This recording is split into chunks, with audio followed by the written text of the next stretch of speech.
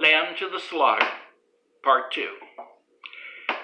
"Hello, Sam," she said brightly, smiling at the man behind the counter. "Why, good evening, Mrs. Maloney. How are you?" "I want some potatoes, please, Sam." "Yes, and I think a can of peas." The man turned and reached up behind him on the shelf for the peas. "Patrick's decided he's tired and doesn't want to eat out tonight," she told him. "We usually go out on Thursdays, you know. And now he's caught me without any vegetables in the house." "Then how about meat, Mrs. Maloney?" "No, I've got meat, thanks.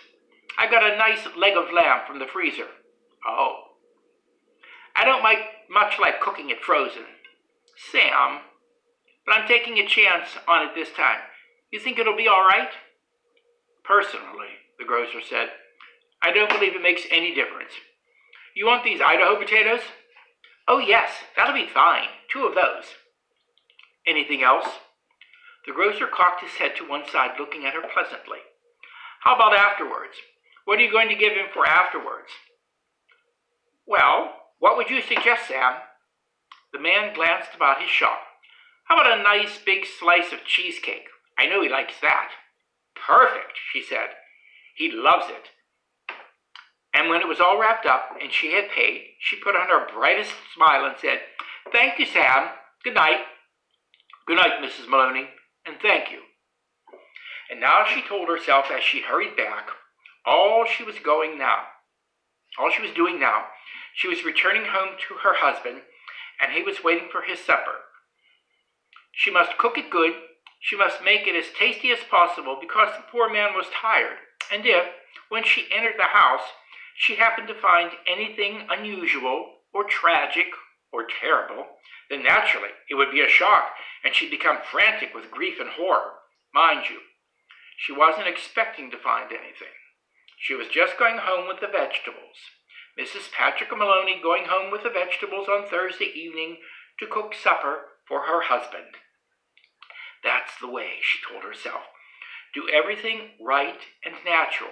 Keep things absolutely natural, and there'll be no need for any acting at all. Therefore, when she entered the kitchen by the back door, she was humming a little tune to herself and smiling. "Patrick," she called. "How are you, darling?" She put the parcel down on the table and went through into the living room.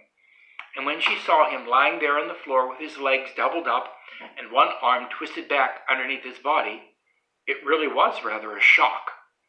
All the old love and longing for him welled up inside her, and she ran over to him, knelt down beside him, and began to cry her heart out. It was easy. No acting was necessary.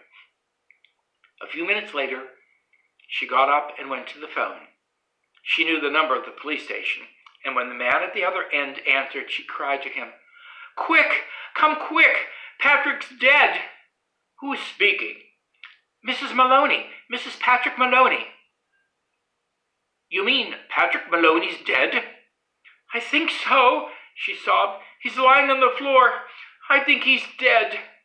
"Be right over," the man said. The car came very quickly, and when she opened the front door, 2 policemen walked in. She knew them both. She knew nearly all the men in that precinct, and she fell right into Jack Noonan's arms, weeping hysterically. He put her gently into the chair, went over to join the other one, who was called O'Malley, kneeling by the body. "Is he dead?" she cried. "I'm afraid he is. What happened?" Briefly, she told the story about going to the grocer and coming back to find him on the floor. While she was talking, crying and talking, Noonan discovered a small patch of congealed blood on the dead man's head. He showed it to O'Malley, who got up at once and hurried to the phone. Soon other men began to come into the house. First a doctor, then 2 detectives, one of whom she knew by name. Later a police photographer arrived and took pictures, and a man who knew about fingerprints. There were a great deal of whispering and muttering beside the corpse, and the detectives kept asking her a lot of questions, but they always treated her kindly. She told her story again, this time right from the beginning, when Patrick had come in and she was sewing, and he was tired, so tired he hadn't wanted to go out for supper. She told how she had put the meat in the oven. It's there now, cooking. And how she slipped out to the grocer for vegetables and came back to find him lying on the floor. Which grocer? One of the detectives asked. She told him, and he turned and whispered something to the other detective, who immediately went outside into the street. In 15 minutes he was back with a page of notes, and there was more whispering, and through her sobbing she heard a few of the whispered phrases. Acted quite natural, very cheerful, wanted to give him a good supper, peas, cheesecake. Impossible that she was. After a while, the photographer and the doctor departed, and the two other men came in and took the corpse away on a stretcher. Then the fingerprint man went away. The two detectives remained, and so did the two policemen. They were exceptionally nice to her, and Jack Noonan asked if she wouldn't rather go somewhere else, to her sister's house perhaps, or to his own wife who would take care of her and put her up for the night. No, she said. She didn't feel she could move even a yard at the moment. Would they mind awfully if she stayed just where she was until she felt better? She didn't feel too good at the moment. She really didn't. Then hadn't she better lay down on the bed? Jack Noonan asked. No, she said. She'd like to stay right where she was in the chair. A little later, perhaps, when she felt better, she would move. So they left her there while they went about their business searching the house. Occasionally one of the detectives asked her another question. Sometimes Jack Noonan spoke to her gently as he passed by. Her husband, he told her, had been killed by a blow on the back of the head administered by a heavy, blunt instrument, almost certainly a large piece of metal.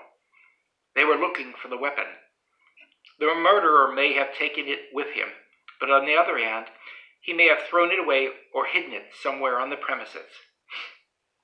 It's the old story, he said. Get the weapon, and you've got the man. Later, one of the detectives came up and sat beside her. Did she know, he asked, of anything in the house that could have been used as a weapon?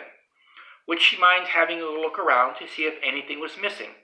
A very large spanner, for example, or a heavy metal vase. They don't have any heavy metal vases, she said. Or a big spanner. She didn't think they had a big spanner, but there might be some things like that in the garage. The search went on. She knew that there were other policemen in the garden all around the house. She could hear their footsteps on the gravel outside, and sometimes she saw the flash of a torch through a chink in the curtains. It began to get late, nearly 9, she noticed by the clock on the mantel. The 4 men searching the rooms seemed to be growing weary, a trifle exasperated. Jack, she said the next time Sergeant Newton went by, would you mind giving me a drink? Ah, sure, I'll give you a drink. You mean this whiskey? Yes, please, but just a small one. It might make me feel better. He handed her the glass. Why don't you have one yourself, she said. You must be awfully tired. Please do. You've been very good to me. Well, he answered, it's not strictly allowed, but I might just take a drop to keep me going. One by one, the others came in and were persuaded to take a little nip of whiskey. They stood around rather awkwardly with the drinks in their hands, uncomfortable in her presence, trying to say consoling things to her. Sergeant Noonan wandered into the kitchen, came out quickly and looked, and said, Look, Mrs. Maloney, you know that oven of yours is still on, and the meat still inside. Oh, my dear, she cried. So it is. I'd better turn it off for you, hadn't I? Will you do that, Jack? Thank you so much. Then the sergeant returned the second time. She looked at him with her large, dark eyes. Jack Noonan, she said. Yes? Would you do me a small favor? You and these others? We can try, Mrs. Maloney. Well, she said, here you all are, and good friends of dear Patrick's too, and helping to catch the man who killed him.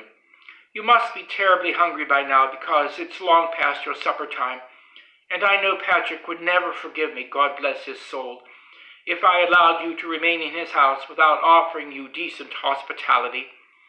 Why don't you eat up that lamb that's in the oven? It'll be cooked just right by now." "Wouldn't dream of it," Sergeant Newton said. "Please," she begged. "Please eat it. Personally, I couldn't touch a thing. Certainly not what's been in the house when he was here. But it's all right for you. It'd be a favor to me if you'd eat it up. Then you could go on with your work again afterwards." There was a good deal of hesitating among the 4 policemen, but they were clearly hungry, and in the end they were persuaded to go into the kitchen and help themselves. The woman stayed where she was, listening to them through the open door. She could hear them speaking among themselves, their voices thick and sloppy, because their mouths were full of meat. "Have some more, Charlie?" "No, better not finish it. She wants us to finish it. She said so. Be doing her a favor." "Okay then, give me some more." "That's the hell of a big club that man must have been hit with, poor Patrick," one of them was saying. "The doctor says his skull was smashed into pieces just like from a sledgehammer. That's why it ought to be easy to find." "Exactly what I say. Whoever done it, they're not going to be carrying a thing like that around with them longer than they need to." One of them belched. "Personally, I think it's right here on the premises. Probably right under our noses. What do you think, Jack?"